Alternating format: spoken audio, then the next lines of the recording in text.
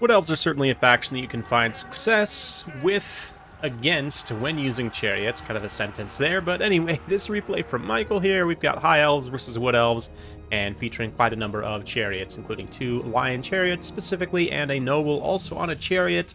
Eltharion up in the air. We've got a reserve Spearman here, and the Fireborn, and a front line of Rangers getting ready to get all wild and hot and heavy with the Vanguard straight into this line of Wood Elven Spears, backed up by some Treekin. Very interesting choice, including the Firebark Elders. It'd be nice to get that fire resistance in this matchup. Of course, we've also got plenty of War Dancers. 5 War Dancers for anti-infantry.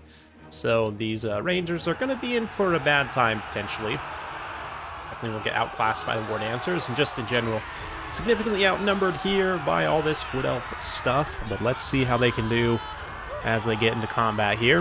The Chariots, of course, going to be pushing up and around the flank, and yeah, even though armor piercing, just that high mass. Of course, Tyrnok Chariots are also a pretty good shot in this matchup, but you know, the Lion Chariots definitely get the work done as well. Again, armor piercing isn't super necessary against infantry, but in a pinch, these Lions could actually be used against some of these tree units in a late game scenario. You definitely want to prioritize getting rid of as much infantry as you can first, and we do see that as the Chariots run in here. They're able to rack up some pretty good damage, and kills already about 300 damage just on one charge there into multiple units of War Dancers and Eternal Guards.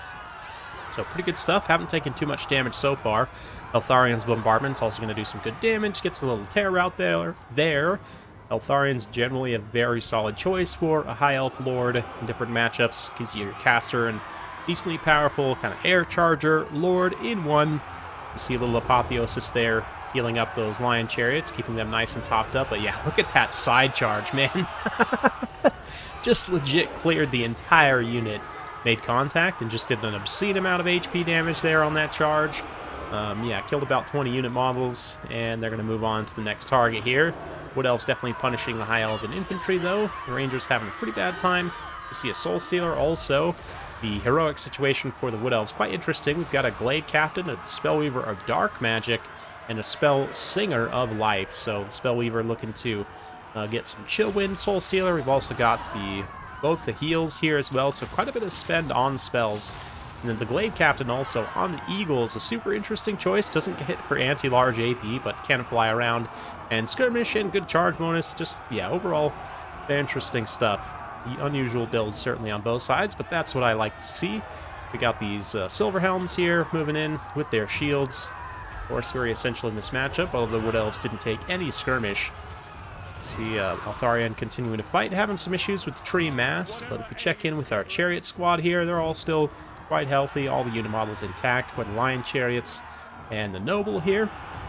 Doing a decent job so far. They are getting a little bit caught up on the Spear Dancers, no Spear Dancers actually. That would be quite devastating if they were caught up on Spear Dancers, but the Eternal Guards, relatively low DPS, all things considered. I mean, they're hitting, yeah, I mean, like 40 melee attack plus with the anti-large factored in, and Lion Chariots do have over 40 melee defense with martial prowess active, so definitely that martial prowess does help them in terms of Chariots. They actually have very good defensive stats. The armor not as good as something like Tyrnok Chariot for a little bit of a cheaper cost, but they have more HP as well. But really nice here. What is this? Loic's Blessing to try and add some speed to these Wood Elf units as they kind of get a break and pursue some of the High Elves reinforcements, but excuse me, still getting a little bit over my cold, but yeah, at this point it's pretty much Eltharion. He's getting multi-charactered here, definitely not having a good time against the Glade Captain and the Spell Singer together. The Chariots also doing a pretty decent job trying to hold. This is Conquest, so the point is coming into play a little bit here. Not too much so far. It's been a relatively quick game, but the Fireborn and the Chariots are still a pretty potent mobile squad as long as they can stay on the move and not get caught up. The trick here is that the Wood Elves Treekin will provide some nice mass to kind of block the Chariot unit models and just really prevent them from getting super effective charges. You can see multiple unit models actually blocked in here by the Firebark Elders and the Treekin. Eltharion's going to get a little charge in support of this pocket, though, as most of the Chariots are able to extricate themselves and, again, focus on killing everything that's not the Treekin first, just clearing out all of the infantry, which the Chariots are very much designed to do. And once those are done, the Chariot's armor piercing may be useful in the Treekin in the late game, helping Eltharion try and win this fight. But of course, Fireborn, given their fire damage, will do well as long as the Firebark Elders are not around. They are offsetting here that fire resistance aura, of course, their base weakness to fire of the regular Treekin units being counteracted by that. Not completely, still technically 5% weak to fire, so something to consider there, but it does help offset, certainly. But even still, the armor-piercing fire damage will be quite effective. Let's see, looks like the Chariots, another little hit-and-run charge here, as Eltharion kind of acts as a little bit of an anchor. All the High Elf infantry is pretty much done for at this point. The Wood Elves, though, have quite a bit scattered troops to try and pull together here, and if they're able to, especially pull together their troops and kind of form up behind Treekin so that they can take advantage of their mass, have the Eternal Guards and other units immediately quickly follow up, it's going to be the best chance for victory. And likewise, magic situation is a little bit tough. You almost have to get the damage from Soul Stealer at this point in order to take out, especially the Fireborn, with their 52 melee defense and physical resistance. Going to be very tough to crack here. But taking out Eltharion would be a pretty good shot if they were able to get, again, multiple, like a 2 or 3v1 here with their heroes. But right now, the Spellweaver and the Spell Singer, both not quite potent enough, but holding their own, certainly, against Eltharion. Noble could come get involved, and that would certainly change things. Really hasn't involved himself too much in single entity fights yet, just been focused with the Chariots on other things, but he also deals armor-piercing damage in melee, of course, like the Lion Chariots do. Question is, does he have any frontal-facing attack animations? I know the Lion Chariots do for sure, because the Lions themselves actually have attack animations, right? And then, of course, the White Lion Warrior on the back with his Great Axe also getting some little attacks there. So you see the Lion Chariots actually outputting the damage. I don't know, the Noble might be a little bit bugged. Might not have a directly forward-facing attack animation. But presumably when the horses like contact something, there is some kind of collision damage, right? But anyway. Yeah, the High Elves reinforcements definitely having a tough time hanging on, but the Fireborn and the Chariots continuing to cycle. The elites of the Wood Elves here doing their best to try and prevail. Lion Chariots, low-key one of my favorite units for the High Elves. I just love the Lions in general, from the War Lions to the Lion Infantry to the Lion Chariots. I think they're some of the coolest units for the High Elves, certainly. Definitely unique in many ways, but yeah, so far the Wood Elves just struggling with this mobility situation. Despite the mass of the Treekin, the infantry is just kind of getting worn through, and Michael detaches his Lion Chariots here, and is going to try to, again, finish off all these tattered, scattered infantry, and it's exactly what he should be doing, so that he can then focus on the large targets in the late game with all of his support together, with the Fireborn able to get full contact on some of these large units. But let's see here, Eltharion getting hunted down by angry eagles in the air, has to hard land with his Chariot and Cavalry squad, but that's fine. He's going to lead the charge in once more into the breach, trying to reclaim the objective here. High Elf character is going to dive down, and it's a big old brawl with the Fireborn. Firebark Elders, Eltharion, the Eagles, even a few more War Dancers rushing back in, and of course the Chariots, which have taken an absolute beating at this point, but 163 kills, 1,300 damage value have paid for themselves on this one. Yeah, 1,400 damage value, almost 200 kills, 14,000 damage dealt there.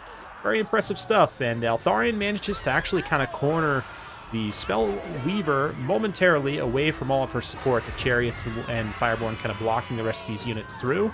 A few, like, favorable attack rolls, and he basically is able to just straight kill the Spellweaver here, finish her off, and that is going to be a pretty decisive blow. You can see the balance of power kind of swinging rather dramatically back and forth.